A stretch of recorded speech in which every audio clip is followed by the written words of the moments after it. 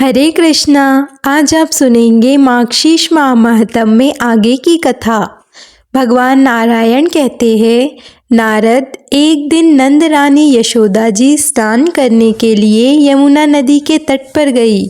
इधर मधुसूदन श्री कृष्ण दही और माखन से भरे पूरे घर को देखकर बड़े प्रसन्न हुए। घर में जो भी दूध, दही, घी या मक्खन रखा हुआ था वह सब आप भोग लगा गए। छकड़े पर जो मधु, मक्खन और मिठाइयाँ लदी हुई थी, जो दूध से बनी हुई थी, उसे भी खा पीकर और अपने कपड़ों से अपना मुंह पोंछने की तैयारी कर ही रहे थे कि इतने में ही गोपी यशोदा जी स्नान कर अपने घर लौट आई।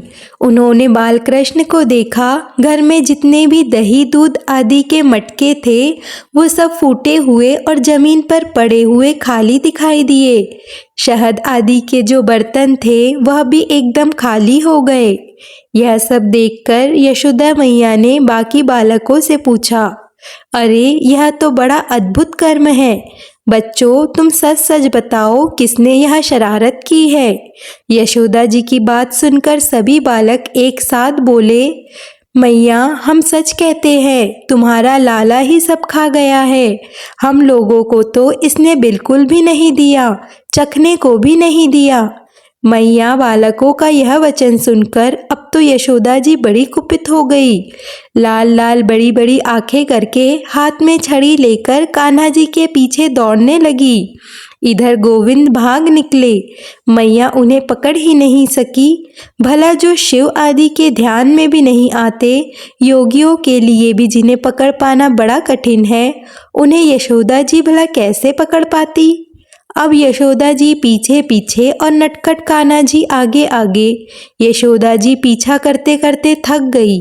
सारा शरीर पसीने से लथपथ हो गया और मन में क्रोध करके वह एक तरफ खड़ी हो गई। भागने से और गुस्से से उनके कंठ, ओठ और तालू भी सूख गए थे। अब ऐसे तो भगवान का पीछा करके उनको पकड़ पाना बड़ा ही कठिन था, लेकिन अपनी माँ को इस प्रकार थका हुआ देखकर कृपालु पुरुषोत्तम जगदीश्वर श्री कृष्ण मुस्कुराते हुए उनके सामने ही आकर खड़े हो गए। अब खुद ही सोचिए, उस माँ की मनोदशा क्या होगी जिसके घर में कई हफ्तों का जमा हुआ दूध, दही, घी, मक्खन और दूध से बनी हुई मिठाइयाँ कोई एक पल में ही चट कर जाए। अब जब अपने ही घर का बालक इतना बड़ा शरारती हो तो उसे सजा देना, उसे सुधारना तो जरूरी होता है। अब मधुसूदन को उन्होंने घर आकर वस्त्र से वृक्ष में बांध दिया। उन्होंने श्री कृष्ण को बांधकर अपने घर में जाकर अपना काम शुरू कर दिया। उधर जगपति परमेश्वर श्री हरि उस वृक्ष की जड़ के पास खड़े रहे। हे नारद, श्री कृष्ण के स्पर्श मात्र से ही वह पर्वताकार वृक्ष बड़ा भयानक, बड़ा विशाल वृक्ष सहसा ही भयानक शब्द करके वही गिर पड़ा। उस वृक्ष से सुंदर वेशधारी एक दिव्य पुरुष प्रकट हुआ। वह रत्नमयी अलंकारों से विभूषित, गौण वर्ण और किशोर अवस्था का था। स्वर्णमयी श्रृंगार से विभूषित जगदीश्वर श्री कृष्ण को प्रणाम करके वह दिव्य पुरुष मुस्कुराता हुआ दिव्य रथ पर आरूढ़ हो गया और अपने घर को चला गया। वृक्ष को गिरते हुए देखकर यशोदा जी भय से त्रस्त हो गई और सोचा कि अरे, इसी वृक्ष से तो मैंने अपने कान्हा को बांध कर रखा था। इस वृक्ष को गिरने से कहीं मेरे लाला को कुछ हो तो नहीं गया। यह सोचकर वो रोते हुए, दौड़ते हुए अपने बालक के पास आई। वहां पर उन्होंने कान्हा जी को स्वस्थ देखा तो उन्होंने अपने लाला को उठाकर छाती से लगा लिया। इतने में ही गोकुल की सभी गोप गोपियां उनके घर आ पहुंचे। वे सब के सब यशोदा जी को फटकारने में लगी कि इतने छोटे से बालक को इतनी बड़ी सजा देना कहाँ की बुद्धिमानी है। अब उन सभी ने प्रसन्नता पूर्वक शिशु की रक्षा के लिए शांति कर्म किया। अब सारी गोपियाँ यशोदा जी को समझाने में लगी, कहने लगी, नंद रानी, इतनी वृद्धावस्था में तो तुम्हें बड़ी मुश्किल से ये पुत्र प्राप्त हुआ है। संसार में जो भी धन, धान्य और रत्न आदि है वह सब पुत्र के लिए ही तो है। और आज हमने सचमुच यह जान लिया है कि तुम्हारे भीतर सुबुद्धि नहीं है। अरे, खाने पीने की जो वस्तुएं तुम्हारे पुत्र ने अगर नहीं खाई तो वो इस धरती पर निष्फल ही है। अरे ओ निष्ठुर, तुमने दूध दही के लिए अपने इतने नन्हे लाला को वृक्ष की जड़ से बांध दिया और स्वयं घर के कामकाज में लग गई। देववश वृक्ष गिर पड़ा, किंतु हम गोपियों के सौभाग्य से वृक्ष के गिरने पर भी उस बालक का बाल भी बांका नहीं हुआ, वह जीवित बच गया। अरे मुड़े, अगर बालक नष्ट हो जाता तो उसे कुछ हो जाता तो इस दूध दही माखन का भला क्या करती। श्री नंद जी ने भी यशोदा जी को उल्हाना दिया। ब्राह्मणों और बंदीजनों ने बालक को शुभ आशीर्वाद दिया। फिर सबने मिलकर ब्राह्मणों से श्री कृष्ण का नाम कीर्तन करवाया। नारद जी ने पूछा, हे भगवान, यह सुंदर वेशधारी पुरुष कौन था जो गोकुल में वृक्ष होकर रह रहा था? किस कारण से उसे वृक्ष होना पड़ा? भगवान नारायण बोले, एक बार कुबेर पुत्र नल कुबेर अप्सरा रंभा के साथ नंदन वन में चला गया। वहाँ उसने तरह तरह से विहार किए। उसी समय महर्षि देवल उधर से निकले। उनकी दृष्टि नल कुबेर और रंभा पर पड़ गई। इधर मुनि को देखकर भी नल कुबेर और रंभा ने उठकर उनका सम्मान नहीं किया। मुनिवर देवल उन दोनों की ऐसी दुर्गति को देखकर कुपित हो गए और उन्हें श्राप देते हुए बोले, नल कुबेर, तुम गोकुल में जाकर वृक्ष रूप धारण करो, फिर श्री कृष्ण का स्पर्श पाकर तुम अपने भवन में वापस लौट आओगे। और रंभा, तुम भी मनुष्य योनि में जन्म लेकर राजा जन्मेजय की सौभाग्यशाली पत्नी बनो। अश्वमेघ यज्ञ में इंद्र का स्पर्श पाकर तुम फिर स्वर्ग में चली जाओगी। वह नल कुबेर ही यह वृक्ष बना और रंभा ने भारत में राजा सुचंद्र की कन्या के रूप में जन्म लेकर जन्मेजय की महारानी बनने का सौभाग्य प्राप्त किया। जन्मेजय के अश्वमेघ यज्ञ में इंद्र ने महारानी को स्पर्श कर लिया। इससे उसने योगा आलंबन करके देह को त्याग कर दिया और फिर वह स्वर्ग धाम को चली गई। महामुने, इस प्रकार मैंने अर्जुन वृक्ष के भंग होने, नलकुबेर और रंभा के श्राप से मुक्त होने का सारा वृत्तांत कहकर सुनाया। श्री कृष्ण का पुण्यदायक चरित्र जन्म मृत्यु और जरा का नाश करने वाला है, उसका इस रूप में वर्णन किया गया। अब उनकी दूसरी लीलाओं का वर्णन करता हूँ, सुनो।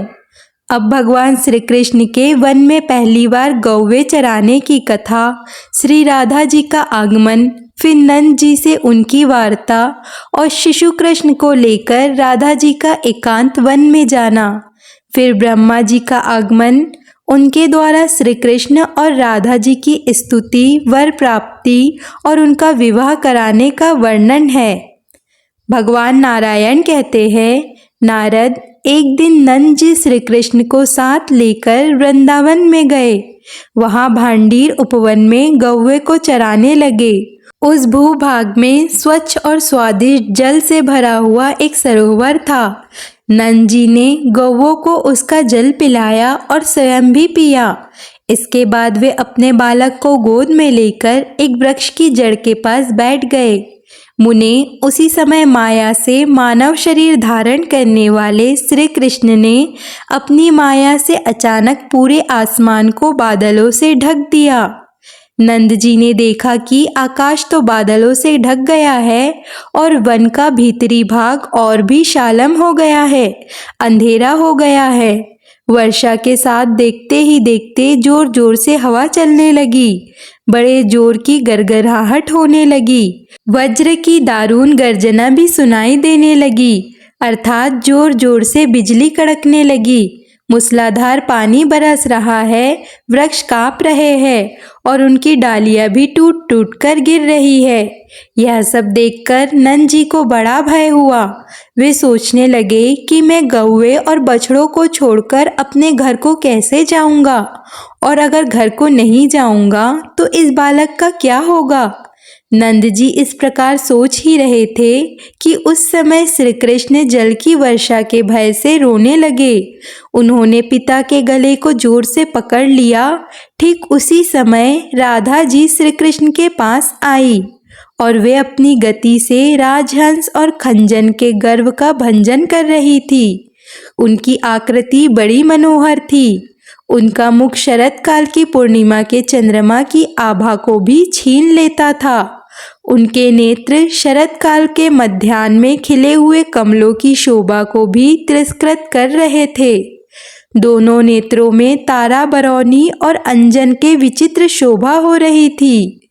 उनकी नासिका पक्षीराज गरुड़ की चोंच की मनोहर सुषमा को भी लज्जित कर रही थी।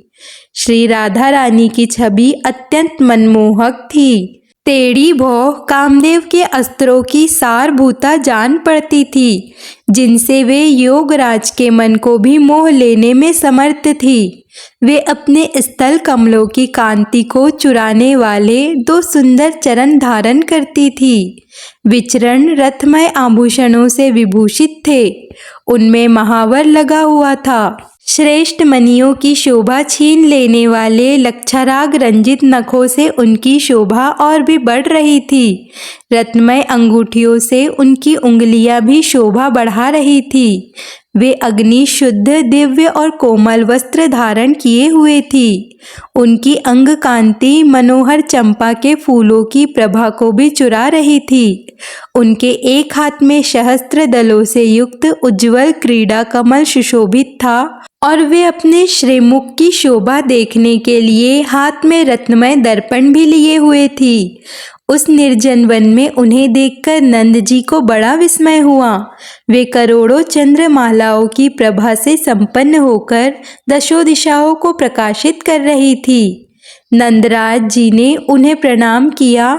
उनके नेत्रों से आंसू झरने लगे और मस्तक भक्ति भाव से झुक गया। वे बोले, देवी, गर्ग जी के मुख से आपके विषय में सुनकर मैं यह जानता हूँ कि आप श्रीहरि की लक्ष्मी जी से भी बढ़कर प्रेयसी हो। साथ ही मैं यह भी जान चुका हूँ कि यह श्याम सुंदर श्री कृष्ण महाविष्णु से भी श्रेष्ठ निर्गुण और अच्युत है। फिर भी मनुष्य होने के कारण मैं भगवान विष्णु की माया से मोहित हूँ। आप अपने इन प्राणनाथ को ग्रहण करो और जहाँ आपका मन हो वहाँ चली जाओ। अपना मनोरथ पूर्ण कर लेने के बाद मेरा यह पुत्र मुझे लौटा देना। ऐसा कहकर नंद जी ने भय से रोते हुए बालक को राधा जी के हाथ में दे दिया। राधा जी ने बालक को ले लिया और मुख से मधुर हास प्रकट किया। नंद जी से बोली, बाबा, यह रहस्य किसी दूसरे पर प्रकट ना होना चाहिए। इसके लिए यत्नशील रहना। बाबा, अनेक जन्मों के पुण्य फल का उदय होने से तुमने आज मेरा दर्शन प्राप्त किया है। गर्ग जी के वचन से आप इस विषय के ज्ञाता हो गए हो और हमारे अवतार का सारा कारण भी जानते हो। हम दोनों के गोपनीय चरित्र को कहीं कहना नहीं चाहिए। अभी आप गोकुल में जाओ। ब्रजेश्वर, आपके मन में जो भी अभिष्ट है वह मुझसे मांग लो। उस देव दुर्लभ वर्ग को भी मैं तुम्हें अनायास दे सकती हूँ। श्री राधा जी का यह वचन सुनकर नंद जी कहने लगे, देवी, तुम प्रीतम सहित अपने चरणों की भक्ति मुझे प्रदान करो। तुम्हारी किसी वस्तु की इच्छा मेरे मन में है ही नहीं। जगदम्बिके, हे परमेश्वरी, तुम दोनों के सन्निधान से रहने का सौभाग्य हम दोनों पति पत्नी को कृपा पूर्वक दे दो। नंद जी का ये वचन सुनकर परमेश्वरी श्री राधा बोली, हे ब्रजेश्वर, मैं भविष्य में आपको अनुपम दास्य भाव प्रदान करूंगी। इस समय हमारी भक्ति आपको प्राप्त हो। हम दोनों के चरण कमलों में आप दोनों की भक्ति दिन रात बनी रहे। आप दोनों के प्रसन्न हृदय में हमारी परम दुर्लभ स्मृति निरंतर होती रहे। मेरे वरदान के प्रभाव से माया आप दोनों पर अपना आवरण नहीं डाल सकेगी और अंत में मानव शरीर का त्याग करके आप दोनों ही गोलोक में पधारेंगे। ऐसा कहकर श्री कृष्ण को दोनों बाहों से सानद गोद में लेकर श्री राधा रानी रुचि के अनुसार वहाँ से दूर ले गई।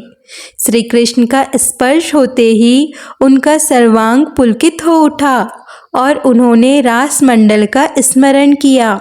इसी बीच में राधा जी ने माया द्वारा निर्मित उत्तम रत्नमय मंडप देखा, जो कि सैकड़ों रत्नमय कलशों से सुशोभित था। तरह तरह के विचित्र चित्र उस मंडप की शोभा बढ़ा रहे थे। विचित्र कननों से वह सुशोभित था। सिंदूर की सी शांति वाली मणियों द्वारा निर्मित सहस्त्रों खंबे उस मंडप की श्रीवृद्धि कर रहे थे। उसके भीतर चंदन, अगरू, कस्तूरी और केसर के द्रव्य से युक्त मालती मालाओं के समूह से पुष्प सैया तैयार की गई थी। वहाँ नाना प्रकार की भोग सामग्रियां इकट्ठा थी। दीवारों में दिव्य दर्पण लगे हुए थे। श्रेष्ठ मणियों, युक्तों और मणिक्याओं की मालाओं के जाल से उस मंडप को बड़ी सुंदरता से सजाया गया था। वह भवन बेल बूटों से विभूषित वस्त्रों और श्रेष्ठ पकाता समूह से सुसज्जित था। कुमकुम के समान रंग वाली मणियों द्वारा उसमें 7 सीढ़ियां बनाई गई। उस भवन के सामने एक बगीचा था, जो रंग बिरंगे फूल से सुशोभित था, जिन पर भौरे गुंजन कर रहे थे। देवी राधा उस मंडप को देखकर बड़ी प्रसन्नता के साथ उसके भीतर चली गई। उन्होंने कपूर आदि से युक्त तांबूल और रत्नमय कलश में रखा हुआ स्वच्छ, शीतल और मनोहर जल देखा। नारद वहाँ सुधा और मधुर से भरे हुए अनेक रत्नमय कलश शोभा पा रहे थे। उस भवन के भीतर पुष्पमय शैया पर एक किशोर अवस्था वाले श्याम सुंदर कमलिनी सो रहे थे, जो अत्यंत मनोहर थे। उनके मुख पर मंद मुस्कान की छटा छा रही थी। वे चंदन से चर्चित और करोड़ों कंदर्प की लावण्य लीला से अलंकृत थे। उन्होंने पीतांबर पहन रखा था। उनके मुख और नेत्रों में प्रसन्नता छा रही थी। उनके दोनों चरण मनिंद्र सार निर्मित मंजीर की झनकार से अनुरंजित थे। हाथों में उत्तम रत्नों के सार तत्वों से बने हुए कयूर और कंगन शोभा दे रहे थे। उत्तम मणियों द्वारा रचित कांतिमान कुंडलों से उनके गंड स्थल की अपूर्व शोभा हो रही थी। मणिराज कौस्तुभ्य उनके वक्ष स्थल में अपनी उज्ज्वल शोभा बिखेर रहा था। त्रिभंग चूड़ा अर्थात चोटी धारण किए हुए उष्ण रत्न मंडप को निहार रहे थे। राधा जी ने देखा कि मेरी गोद में तो बालक है ही नहीं, और इधर वे नूतन यवनशली पुरुष दृष्टिगोचर हो रहे हैं, अर्थात दिखाई दे रहे हैं। यह देखकर सर्व स्मृति स्वरूपा होने पर भी राधा जी को बड़ा विस्मय हुआ। राधेश्वरी उस परम मनोहर रूप को देखकर अत्यंत मोहित हो गई। वे प्रेम और प्रसन्नता के साथ उनके मुख चंद्र की सुधा का पान करने लगी। उनकी पलक झपक ही नहीं रही थी। मन में प्रेम विहार की लालसा जाग उठी। उस समय राधा जी का स्वर्णांग पुलकित हो उठा। वे मंद मंद मुस्कुराती हुई प्रेम वेदना से व्यथित हो उठी। तब तिरछी चितवन से अपनी ओर देखती हुई मुस्कुराती मुखारविंद वाली श्री राधा से वह श्री कृष्ण ने इस प्रकार कहा। श्री कृष्ण बोले, राधे, गोलोक में देव मंडली के भीतर जो वृत्तांत घटित हुआ था, उसका तुम्हें स्मरण तो है ना? प्रिय, पूर्व काल में मैंने जो स्वीकार किया है उसे आज पूर्ण करूँगा। सुमुखी राधे, तुम मेरे लिए प्राणों से भी बढ़कर प्रियतमा हो। जैसी तुम हो वैसा मैं हूँ। निश्चय ही हम दोनों में कोई भेद नहीं। जैसे दूध से सफ़ेदी, अग्नि से जलाने की शक्ति और पृथ्वी में गंध होती है, इसी प्रकार तुम में व्याप्त हूँ। साध्वी जैसे आभूषण शरीर की शोभा का कारण होता है, उसी प्रकार तुम मेरी शोभा हो। जब मैं तुमसे अलग हो जाता हूँ तब लोग मुझे कृष्ण अर्थात काला कहते हैं, और जब तुम साथ हो जाती हो तो वे ही लोग मुझे श्री कृष्ण अर्थात शोभाशाली श्री कृष्ण की संज्ञा दे देते हैं। तुम श्री हो, तुम ही संपत्ति हो, तुम ही आधार स्वरूपिणी हो, तुम सर्वशक्ति स्वरूपा हो, और मैं अविनाशी स्वरूप हूँ। जब मैं तेजस स्वरूप होता हूँ तब तुम तेजो रूपिणी हो जाती हो। जब मैं शरीर रहित होता हूँ तब तुम भी अशरणीय हो जाती हो। सुंदरी, मैं तुम्हारे संयोग से ही सदा सर्वबीज स्वरूप होता हूँ। ब्रह्मा, अनंत शिव, नर नारायण, ऋषि, कपिल, गणेश और कार्तिकेय जी भी मुझे प्रिय है। लक्ष्मी, सरस्वती, दुर्गा, सावित्री, प्रकृति, यह देवियाँ और देवता भी मुझे प्रिय है। फिर भी वे राधा नाम का उच्चारण करने वाले प्राणियों के समान प्रिय नहीं। उपयुक्त सभी देवता मेरे लिए प्राण के समान है, परंतु हे राधे, तुम तो मेरे लिए प्राणों से भी बढ़कर हो। वे सब लोग तो भिन्न भिन्न स्थानों में स्थित है, किंतु तुम तो मेरे वक्ष स्थल में विराजमान हो। जो मेरी चतुर्भुज मूर्ति अपनी प्रिया को वक्ष स्थल में धारण करती है, वही मैं श्री कृष्ण स्वरूप होकर सदा तुम्हारा भार वहन करता हूँ। जो जीवन भर 16 उपचार अर्पित करके मेरी सेवा करते हैं, उन पर मेरी जो प्रीति होती है, वही प्रीति राधा शब्द के उच्चारण से होती है, बल्कि उससे भी अधिक प्रीति राधा नाम के उच्चारण से होती है। राधे, मुझे तुम उतनी प्रिय नहीं हो जितना तुम्हारा नाम लेने वाला प्रिय है। ऐसा कहकर श्री कृष्ण उस मनोरथ शैया पर विराजमान हुए। इसके आगे श्री राधा रानी ने श्री कृष्ण से क्या कहा, ये अगले अध्याय में ज़रूर सुनिए। और अगर आपको हमारी कथाएं पसंद आ रही है तो चैनल को सब्सक्राइब कर दीजिए और वीडियो को लाइक कर दीजिए। राधे राधे।